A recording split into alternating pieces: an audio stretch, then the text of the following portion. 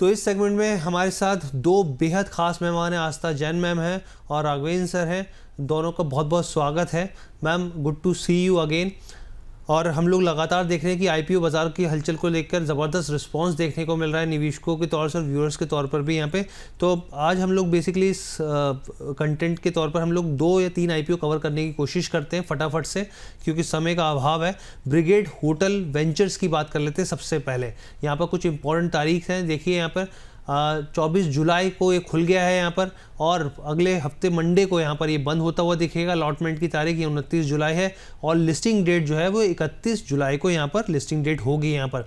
इसके अलावा issue size की अगर हम लोग बात करें यहाँ पर, देखिए इशू प्राइस बैंड 85 से लेकर 90 रुपये के आसपास प्रति शेयर का है। एक लॉट में 167 शेयर होंगे। रिटेल के लिए 14,940 रुपये मिनिमम वो निवेश करने होंगे उनको। इसके अलावा आप देखिए इशू साइज जो है 8.44 करोड़ शेयर्स का है, यानी कि 760 करोड़ के आसपास का है। इसके फाइनेंशियल्स को अगर आप देखें यहाँ पर, तो देखिए 2023, 24 और 25 की स्थिति आप देखिए तो एसेट्स जो है तमाम जो नंबर्स डिजिट आपको दिख रही है करोड़ में है बेसिकली, हम आपको बता दें। और अगर आप यहाँ पर देखें तो ये जो है 840 करोड़ 2023 में थे, वहाँ से बढ़ते बढ़ते 947 करोड़ के आसपास आया है। इसके अलावा अगर आप रेवेन्यू के मोर्चे पर देखें 2023 में 356 करोड़ था, 470 करोड़ के आसपास आया। प्रॉफिट आफ्टर टैक्स की बात करें तो पहले नेगेटिव थी स्थिति, फिर 31 करोड़ के आसपास, लेकिन 2025 आते आते इसमें 16% का प्रॉफिट आफ्टर टैक्स में, माफ़ कीजिएगा 24% के आसपास का डिप देखने को मिला है।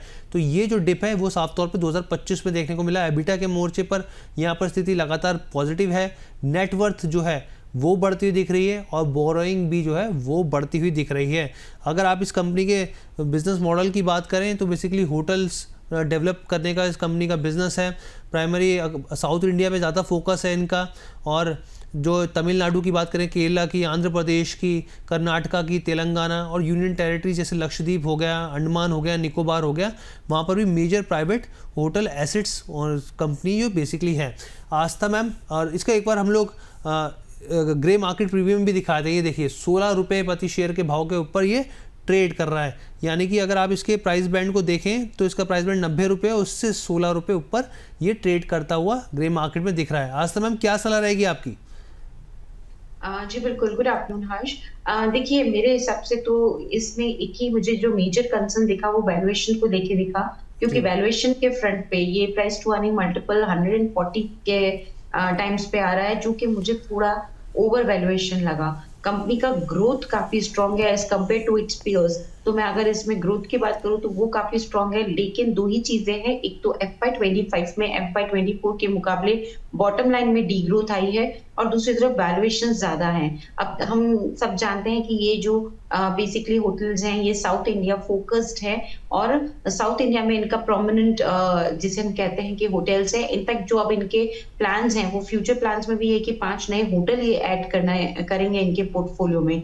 तो होटल इंडस्ट्री काफी अच्छी लग रही है। लेकिन दो ही चीजें हैं जो इसमें देखने वाली होगी, एक तो एवरेज ऑक्यूपेंसी रेट, क्योंकि वो अभी भी इतनी ज्यादा स्ट्रांग नहीं हुई है as compare to other peers. तो मेन चीज यही है कि एवरेज ऑक्यूपेंसी में अभी भी इससे और कैचअप करना होगा, तो वहां पे एक नजर बनानी है। और दूसरी तरफ देखा जाए तो वैल्यूएशंस के हिसाब से इसने जो प्राइस टू अर्निंग मल्टीपल मांगा है वो थोड़ा मुझे महंगा लग रहा है। तो सभी पैरामीटर्स को मिला जुला के देखते तो मेरे हिसाब से इस आईपीओ में रहने दीजिए कुछ, क्योंकि लिस्टिंग के बाद ये जिस तरह से एक्सपेंशन प्लान्स लाएंगे उसके बाद जो इनकी प्रॉफिटेबिलिटी आएगी उससे फिर हम ये आकलन कर पाएंगे कि वैल्यूएशंस किस तरह के हुए। तो थोड़ा अभी ये महंगा लगता है इन स्तरों पे, इसलिए हमारी सलाह तो यही है कि इसे लिस्टिंग के बाद के लिए रखा जाए। अभी जस्ट वेट एंड वॉच किया जाए इस आईपीओ में। ठीक है, वेट एंड वॉच की यहाँ पर सलाह रहेगी। और राघवेंद्र सर, आपकी क्या सलाह रहेगी इस आईपीओ को लेकर? सर देखिए हर्ष, मुझे लगता है कि ये ब्रिगेड ग्रुप की कंपनी है। ब्रिगेड इंजीनियर्स एंटरप्राइजेज तो अलग अलग बिजनेस में साउथ बेस्ड कंपनी है डेफिनेटली, अभी आज तो मैंने बताया जैसा। तो मुझे लगता है मेरे लिए भी ये कंपनी जो है, मैंने पहले भी 1-2 बार बोला है, फिलहाल ये आईपीओ में मुझे बहुत उम्मीद नहीं है। होटल कंपनी में जाना है तो और भी कंपनियां ऑलरेडी लिस्टेड है, ITC होटल है, टाटा ग्रुप है, तो मुझे लगता है इंडियन होटल है, वो भी एक बार मुझे जो है तो मुझे लगता है निकलना, तो वहां पे निवेश कर सकते हैं। मुझे इस कंपनी को अभी फिलहाल इसमें कोई इंटरेस्ट नहीं है, तो इसमें आईपीओ में अप्लाई करने का कोई मेरा इंटरेस्ट नहीं है, तो इसको फिलहाल अभी अवॉइड करें। इसको फिलहाल अवॉइड करने की सलाह रहेगी। यहाँ पर एक GNG इलेक्ट्रॉनिक्स की भी हम लोग बात कर लेते हैं मैम, काफ़ी ज़्यादा क्रेज़ देखने को मिल रहा है इस IPO को लेके। और अगर हम लोग सब्सक्रिप्शन लेवल भी देखें यहाँ पे तो क्वालिफाइड इंस्टीट्यूशन का करीब करीब 2 टाइम्स सब्सक्राइब हो गया है यहाँ पर।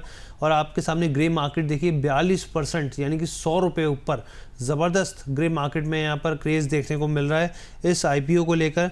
नॉन इंस्टीट्यूशनल बायर में 47 टाइम्स यहाँ पर सब्सक्राइब होता हुआ दिखा है। यहाँ पर रिटेल इन्वेस्टर्स में भी कम से कम 20 टाइम्स सब्सक्राइब हुआ है और ओवरऑल भी 21 टाइम्स यहाँ पे सब्सक्राइब हुआ है। और आपके हिसाब से मैम, क्योंकि इसके फाइनेंशियल्स पे भी हम लोगों ने चर्चा करी और तमाम चीज़ों पे चर्चा करी इसको लेकर, आप इसको कैसे देख रहे हैं? क्या निवेश की यहाँ पे सलाह रहेगी लिस्टिंग गेंस के हिसाब से भी और लॉन्ग टर्म के हिसाब से भी?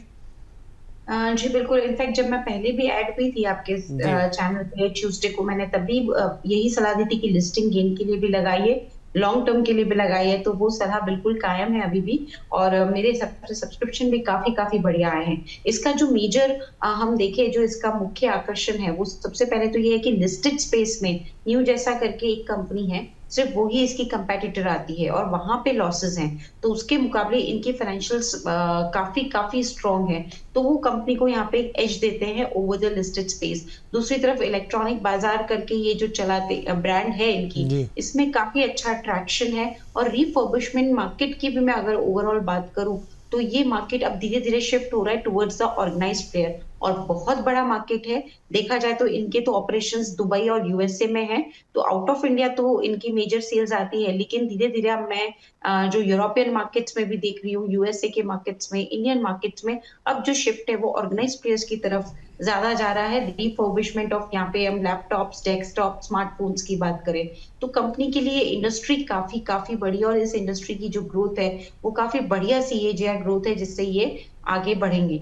तो मुझे लगता है कि ये IPO वेल प्लेस्ड है प्रेजेंट मोमेंट ऑफ टाइम, और हमारी सलाह आज से 3 दिन पहले भी यही थी कि इसमें लगाइए। सब्सक्राइब की रेटिंग हमने तभी भी दी थी लिस्टिंग गेन और लॉन्ग टर्म पर्सपेक्टिव से, और उसी सलाह पे हम आज भी कायम है कि ये IPO अच्छा लगता है और इसमें दोनों ही नजरिए से लिस्टिंग गेन के लिए और लॉन्ग टर्म के लिए लगाने की सलाह है। ठीक है राघवेंद्र सर, आपसे आखिरी सवाल मेरा इस IPO को लेकर, जिस तरीके से मैम ने बताया, और ख़ासतौर पर रिफर्बिशमेंट जो है मार्केट काफ़ी ज़्यादा बड़ा है, एक्सपेंड हो रहा है और अनऑर्गेनाइज्ड है, इसको लेके अगर देखा जाए तो आप कैसे देख रहे हैं इस कंपनी को? बिल्कुल हर्ष, मुझे लगता है इस कंपनी में IPO के लिए बिल्कुल निवेश करना चाहिए। इवन लॉन्ग टर्म के व्यू भी आप कर सकते हैं। बहुत सी कंपनियों को ये सप्लाई भी करते हैं। अच्छा जो है ब्रांड है, काफी बढ़िया काम कर रहे हैं, तो मेरे हिसाब से बिल्कुल इसको लिस्टिंग गेन के मद्देनजर इसको इसमें निवेश करना चाहिए। ठीक है, बहुत बहुत धन्यवाद सर, आप हमारे साथ जुड़े और तमाम जानकारी आपने साझा करी। Thank you so much sir. बहुत धन्यवाद। Thank you. तो यहाँ पर हमने 2 IPO कवर कर लिए, एक IPO और है IndiCube स्पेस IPO की हम लोग बात कर लेते हैं। और यहाँ पर भी देखिए सब्सक्रिप्शन लेवल्स में बहुत ही धीमापन देखने को मिल रहा है साफ तौर पे। अभी तक देखिए 1.5 गुना के आसपास सब्सक्राइब हुआ है। यहाँ पे क्वालिफाइड इंस्टीट्यूशनल की बात करें तो हल्का सा यहाँ पे 0.27 के आसपास है। और यहाँ पे देखिए आप ग्रे मार्केट की भी स्थिति देखिए 14 रुपये, यानी कि करीब करीब 5.91% जो है ये स्थिति यहाँ पर देखने को मिल रही है। ऊपर जो ट्रेड करता हुआ दिख रहा है, हालांकि अगर बाजार में साफ तौर पे दबाव दिखेगा तो ये नीचे भी जा सकता है। यहाँ पर काफ़ी स्थिति मार्केट पर भी डिपेंड करती है। आज इसका दूसरा दिन है। अगर इसके फाइनेंशियल्स को हम लोग एक बार देखें तो आपको यहाँ पे फाइनेंशियल्स हम लोग बता देते हैं यहाँ पे कंपनी के। और 2023, 24, 25 की अगर हम लोग बात करें तो एसेट्स में यहाँ पे बढ़ोतरी देखने को मिली है। यहाँ पे रेवेन्यू के मोर्चे पे भी इंक्रीज़ है यहाँ पे, लेकिन यहाँ पे प्रॉफिट आफ्टर टैक्स में देखिए नेगेटिव है पूरी तरीके से। लेकिन ये आप ये भी समझिए कि जो 2024 से लेकर 25 के बीच में जो प्रॉफिट आफ्टर टैक्स था उसमें यहाँ पर 59% का जंप देखने को मिला है, और रेवेन्यू के मोर्चे पे 27% का जंप 2024 से 25 के बीच में रहा है। मैम IndiCube स्पेस में क्या करना चाहिए? जी बिल्कुल। देखिए हर्ष, इसमें पहले भी जो हमारी बातचीत हुई है उस हिसाब से मैं तो इस IPO में मैंने यही सलाह दी थी कि प्रॉफिटेबिलिटी कंसर्न है, और वो इस कंपनी के लिए नहीं पूरी इंडस्ट्री के लिए है, क्योंकि इनका जिस तरह का अकाउंटिंग स्टैंडर्ड्स ये लोग यहाँ पे फॉलो करते हैं और जो अकाउंटिंग पैटर्न चलता है उसमें डेप्रिसिएशन एक मेजर आइटम के तौर पे उभरता है, और वहीं पे इनके सारी प्रॉफिटेबिलिटी जो भी टॉप लाइन से लेके जब ऑपरेटिंग प्रॉफिट में कन्वर्ट होती है, और ऑपरेटिंग प्रॉफिट से जब वो बॉटम लाइन में कन्वर्ट होने आती है यानी कि प्रॉफिट आफ्टर टैक्स, तो वहां पे फिर डेप्रिसिएशन की वजह से वो बहुत ही नेग्लिजिबल होके नेगेटिव भी हो जाती है। तो वो एक कंसर्न है। और देखिए जब जब ये कंपनियां आगे भी अगर एक्सपेंशन करेंगी और यहाँ पे डेवलपमेंट वगैरह करेंगी और असेट क्रिएट करेंगी, तो ये डेप्रिसिएशन लगातार मेरे को लगता है कि ये फाइनेंशियल्स में एक मेजर आइटम रहेगा और उसकी वजह से इनकी प्रॉफिटेबिलिटी हमें यहाँ पे ट्रैक करनी होगी। तो मैंने इसीलिए इस आईपीओ से कहा था कि ये आईपीओ में अभी वेट एंड वॉच कर लीजिए, एक बार कंपनी प्रॉफिट में आ जाए, बॉटम लाइन फ्रंट पे प्रॉफिटेबिलिटी दिखाना चालू करे, तो फिर इसमें लगाने की सलाह दी, नहीं तो वेट एंड वॉच करने की सलाह दी। लेकिन हो भी सकता है, जैसे मैंने स्मार्ट वर्क में भी प्रेडिक्ट किया था कि कभी कभी कुछ आईपीओ में लिस्टिंग गेन भी मिल जाते हैं, लेकिन वहां पे भी हमारी राय थी कि एक बार इसमें रुक जाना चाहिए। और हमने देखा कि लिस्टिंग होने के बाद से लगातार स्मार्ट वर्क का आईपीओ एक नीचे की तरफ मूवमेंट करता हुआ नजर आया। तो इंडीक्यूब के लिए भी सेम चला है। हो सकता है कि लिस्टिंग पे थोड़ा बहुत ये हो सकता है, मैं ये नहीं बोल रही हूँ कि देगा ही, लेकिन हो सकता है कि जो हम यहाँ पे सलाह दे रहे हैं उसके विपरीत थोड़ा बहुत पॉजिटिव गेन भी मिल जाए। लेकिन मैं फिर भी बोलती हूँ कि अगर रिस्क नहीं लेना तो इसमें एक बार रहने दीजिए। और मेरे हिसाब से जब तक प्रॉफिटेबिलिटी नहीं आती तब तक सिर्फ वेट एंड वॉच करना चाहिए, क्योंकि मुझे प्रॉब्लम इंडस्ट्री से है, कंपनी से नहीं है। ये इंडस्ट्री के जो डायनामिक्स है और ये जो इंडस्ट्री का जिसे हम बोलते हैं फैब्रिक है, वो है ही इस तरह का कि थोड़ा डेप्रिसिएशन हमेशा हैवी पड़ता है इन कंपनीज की प्रॉफिटेबिलिटी पे। बिल्कुल मैम। अच्छा मैम, अगर 1 2 3 सीक्वेंस करना हो मैम, 3 आईपीओ है तो क्या करना चाहिए मैम?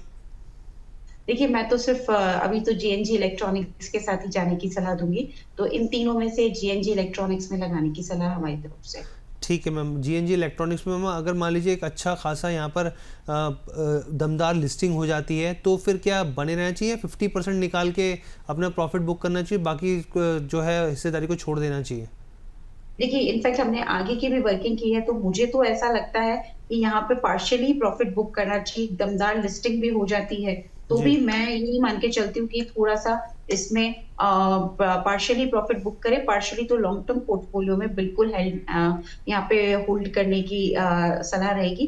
क्योंकि आगे जाते हुए जो मुझे लगता है कि जिस तरह के गेन्स हमें देखने को मिल सकते हैं वो बहुत अच्छे रिटर्न्स रहेंगे, ओवर 50% लॉन्ग टर्म। मैं अभी शॉर्ट टर्म के लिए कोई भी यहाँ पे राय नहीं दे रही हूँ, लेकिन हाँ लॉन्ग टर्म पोर्टफोलियो में रखेंगे तो बहुत बढ़िया गेन्स भी होते हुए नजर आएंगे। तो जिस दिन लिस्टिंग होती है उस दिन पार्शियली प्रॉफिट बुक करें और पार्शियली अपने पोर्टफोलियो में जरूर होल्ड करें इस काउंटर को।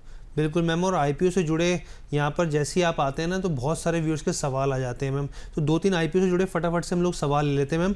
एक विशाल शर्मा जी कह रहे हैं कि आस्था मैम एलन आईपीओ जो है एलन बैरी की बात कर रहे हैं, हम लोगों ने चर्चा भी करी मैम, क्या होल्ड करें और या फिर सेल करें, 600 के ऊपर जाएगा कि नहीं जाएगा? देखिए एलन बेरी आईपीओ का जब ये ओपन हुआ था इशू, तभी भी हमारी सलाह इसमें लगाने की थी और वहां से तो बहुत अच्छा यहाँ पे एक रिटर्न हमें देखने को मिला।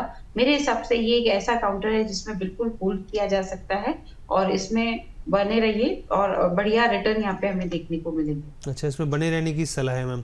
इसके अलावा यहाँ पर जो है दिलीप व्यास जी का भी सवाल है और यहाँ पर ये कह रहे हैं इंडी क्यूब में लिस्टिंग गेन्स होंगे या एप्लीकेशन करनी चाहिए नहीं, वो मैम ने बता दिया आपको अभी इंडी क्यूब में। तो मैम फिलहाल के लिए तो दूरी बनानी है ना इंडी क्यूब से। जी बिल्कुल, मैं फिर से ये बात दोहरा रही हूँ कि इसमें एक बार वेट एंड वॉच कर लीजिए, क्योंकि देखिए प्रॉफिटेबिलिटी अभी भी नहीं है जी फाइनेंशियल्स में, और आगे जब भी प्रॉफिटेबिलिटी हो जाए तब आप बिल्कुल इसमें एक मौका ढूंढिए खरीदारी करने का, कोई फर्क नहीं पड़ता। थोड़ा बहुत अगर लिस्टिंग गेन हो भी गया किसी कारण से, इसका मतलब ये नहीं है कि मैं बोल रही होगा, कभी कभी हमारे विपरीत भी चीजें जाती, जैसे स्मार्ट वर्क में लिस्टिंग गेन हुआ था लेकिन उसके बाद से सतत एक लगातार नीचे आया, तो हो सकता है कि इंडी क्यूब में भी हो जाए, नहीं भी हो, उसकी कोई यहाँ पे गारंटी नहीं है। लेकिन फिर भी आप दुख मत मनाइएगा, क्योंकि ये कंपनी में अभी प्रॉफिटेबिलिटी नहीं आई है और आने दीजिए एक बार प्रॉफिटेबिलिटी। और मैं फिर से बोलती हूँ क्योंकि ये इंडस्ट्री का फैब्रिक ऐसा है कि यहाँ पे डेप्रिसिएशन एक मेजर खर्चा है। डेप्रिसिएशन सबके फाइनेंशियल्स में रहता है, ऐसा नहीं है कि सिर्फ इसी का, लेकिन यहाँ पे क्योंकि केपेक्स बहुत रहता है, आप थोड़ा भी स्क्वायर स्पेस को डेवलप करने जाते हैं हर्ष, क्योंकि इनका काम क्या होता है कि ये लोग लीज पे लेते हैं और फिर उसको डेवलप करते हैं, जिम बना दिया या कुछ और बना दिया ताकि वर्किंग स्पेस को ये तरह तरह के एमिनिटीज प्रोवाइड करे, तो वो एक असेट डेवलप होती है और उसकी वजह से डेप्रिसिएशन हैवी होता है। और अगर नया भी कुछ सेटअप करने जाएंगे तो वापस असेट क्रिएट होगी और वापस से डेप्रिसिएशन आएगा। तो डेप्रिसिएशन सब इंडस्ट्री में रहता है, लेकिन इस इंडस्ट्री में आप पर्टिकुलरली नोट करिए, स्मार्ट वर्क में भी यही इशू था, ऑपरेटिंग लेवल पे प्रॉफिटेबिलिटी आ रही थी लेकिन बॉटम लाइन पे नहीं थी क्योंकि डेप्रिसिएशन मेजर आइटम था। आप इसमें भी नोट करेंगे तो सेम चीज है। तो कितनी बार ऐसा लगता है कि डेप्रिसिएशन तो सभी कंपनियों में रहता है, फिर इसके लिए क्यों अलग बात की जा रही है। बिल्कुल सही बात है इसलिए मैम। थोड़ा इंडस्ट्री का ये इस तरह का यहाँ पे पैटर्न है कि प्रॉफिटेबिलिटी इस तरह की इंडस्ट्री में लाना थोड़ा एक चैलेंज रहता है, ऐसा मुझे लगता है। ऑपरेटिंग लेवल पे नहीं, मैं नेट लेवल पे बात कर रही हूँ, बिल्कुल नेट प्रॉफिट लेवल पे। और बिल्कुल इसी वजह से मैं बोल रही हूँ एक बार रुक जाइए, रहने दीजिए, आने दीजिए प्रॉफिटेबिलिटी, फिर इसमें लगाने का विचार फिर रखिए। विचार रखेंगे। मेंटेनेंस को लेकर जो मैम ने तमाम चीज़ें बताई तो वो काफ़ी इंपॉर्टेंट हो जाती है यहाँ पे। एक मैम सवाल आपसे पूछिए, आस्था मैम से प्लीज़ पूछिए कि एसडीबी फाइनेंशियल आईपीओ से एग्जिट किया है, क्या वापस से किस प्राइस पे एंट्री ली जा सकती है? मैम एसडीबी फाइनेंशियल को लेकर हमने देखा कि पिछले कुछ दिनों से दबाव बढ़ता हुआ दिखा है। जी, बिल्कुल। देखिए, दबाव के पीछे का मुख्य कारण था अच्छे नतीजे ना आना, जी और उसमें कोई दिक्कत नहीं थी। तो ठीक है, कभी-कभी नतीजे अगर अच्छे नहीं आते हैं तो मार्केट्स लाइक नहीं करता, और वही एक कारण है। बट अभी एंट्री करने के लिए रुक जाइए। अगर आप ऑलरेडी एग्ज़िट कर चुके हैं, तो अभी री-एंट्री के लिए थोड़ा-सा और इसको संभलने दीजिए। 783 के आस-पास ये चल रहा है। मेरे हिसाब से एक बार 760 तक के लेवल्स आते हैं तो, या 750 760 के लेवल्स पे एक बार फिर से अपनी क्वेरी को रिव्यू करवाइए। अभी थोड़ा-सा इसको और सेटल होने दीजिए। ठीक है मैम, ठीक है ma'am. Thank you so much ma'am, आप हमारे साथ जुड़े और तमाम जानकारी आपने साझा करी। बहुत अच्छा लगा आपके साथ चर्चा करके, और हम उम्मीद करते हैं कि एक और इस आईपीओ सेगमेंट को बम्पर रिस्पॉन्स मिलेगा। धन्यवाद। Thank you so much. Thank you ma'am, thank you so much. और तमाम व्यूअर्स को बता दें कि देखिए आज हमने कुछ आंकड़े निकाले यहाँ पर कुछ ऐसी कंपनियों के, यहाँ पर जो क्योंकि अभी जो है नतीजों का सिलसिला जारी है, लेकिन अभी फ़िलहाल के लिए कुछ ऐसी 7 कंपनियाँ जिन्होंने ना सिर्फ अपने मुनाफे को डबल किया बल्कि कई गुना और बढ़ाया।